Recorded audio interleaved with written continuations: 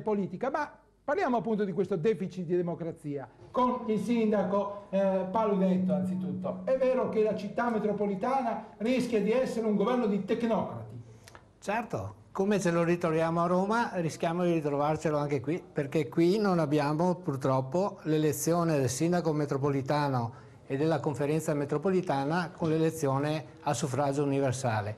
Qui ci dicono sindaco metropolitano perché è il sindaco del comune capoluogo, il sindaco di Venezia, il consiglio metropolitano eletto dai consigli comunali e dai sindaci in carica. Io credo che in questo momento, dove a Roma cercano di fare una legge elettorale per far esprimere i cittadini a parole, io credo che sarebbe giusto che una città metropolitana con delle competenze così vaste, che deve decidere su un territorio che va da Cavarzare a San Michele al Tagliamento, io credo che sia il minimo fare eleggere il sindaco metropolitano e il consiglio metropolitano. E poi come fanno a governare, io dico, a tempo perso, perché senza gettone di presenza, senza niente, questi qua lo fanno sì, volontariato per passatempo, non riesco a capirlo. Deciderà come Scorzè di andare con Treviso? Allora, Torre di Mosto,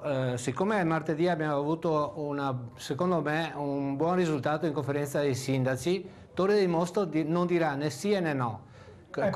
Contribuirà a costruire lo statuto della città metropolitana, cercando di mettere i paletti che abbiamo individuato insieme ai nostri colleghi del Veneto orientale, che si va dal sistema di elezione, la mancanza della possibilità per i comuni confinanti con la regione Friuli Venezia Giulia di effettuare la scelta fra città metropolitana oppure passare in Friuli. E questo è un dato molto importante.